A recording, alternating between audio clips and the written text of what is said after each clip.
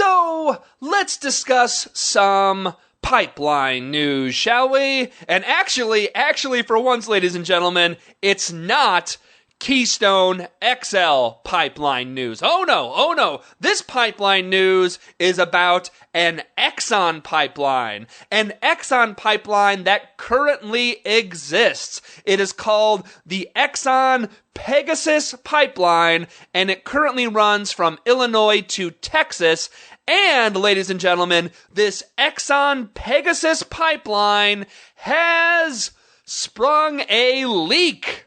That's right, ladies and gentlemen, Pegasus is leaking. The flying horse is spurting oil out of one of her flying horse Pegasus orifices. It sprung a leak in a town called Mayflower, Arkansas. Mayflower is about 20 miles away from Little Rock, Arkansas. And as a result of this pipeline springing a leak, at least 80,000 gallons of oil have been spilled in Mayflower. There's actually video that you can find on YouTube of the spill. And what's kind of crazy about this spill is the spill is actually in a suburban neighborhood. It's actually in a subdivision with all these houses in a row. There's actually video of a man driving down the street just filming this stream of oil running down the road past all these people's houses. At least 22 homes have been evacuated in Mayflower.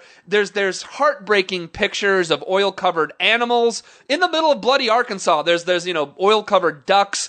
It's really tragic, but here's the bigger deal. Okay, so I said this isn't about Keystone. It is about Keystone. This specific pipeline was actually carrying tar sands oil, the thicker, dirtier, sludgier, oilier type of oil. The type of oil that would be transported via the Keystone Pipeline if President Barack Obama chooses to approve it. The type of oil that frankly has a long and disturbing history of breaking pipelines, of leaking from pipelines. This type of oil does not travel well. It breaks pipelines and leaks from pipelines because it is thicker and heavier than normal crude oil. Here's the deal. This oil is not safe to transport. Put aside the fact that we're destroying our environment by attracting this sludge. I mean, you shouldn't put it aside, but for the sake of discussion here, put that fact aside, okay? Once you actually do extract this tar sands oil, you cannot safely transport it. You can't transport it by pipeline. You also cannot safely transport it by train.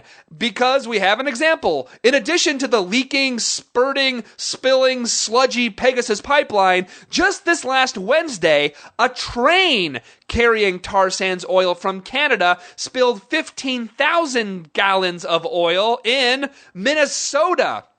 The flat-out truth is, people, this tar sands oil is not safe to transport. It needs to stay in the bloody ground, and that is a choice that we can make. We can keep this tar sands in the ground. You may remember last week, I actually talked briefly about a scientific study that found that New York State could go to 100% renewable energy by 2030. I'm actually psyched, people. Later on in this show, we have one of the writers of that very report, Stanford professor Mark Jacobson. He is going to talk to us about how New York, if it wanted to, could go to renewable energies by 2030. Science says that we can make the transition to renewable energy. Science also says that we can make that transition if it says we need to make the transition if we want to survive as a species, if we want to have a habitable planet.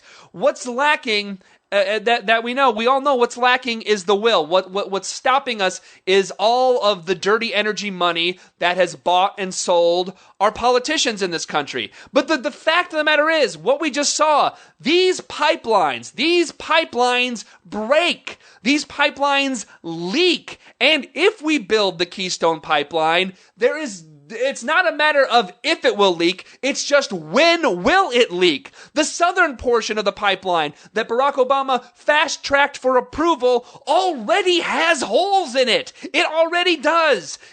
Once it gets built, it could leak in Nebraska and destroy the water that we use to grow our nation's crops. It could leak anywhere. It could leak in any neighborhood. Look at the video of Arkansas. It literally is a suburban neighborhood that has oil rushing down the street. We do not have to build this pipeline. And what happened in Arkansas shows us what will happen if we decide to build it. We'll be right back.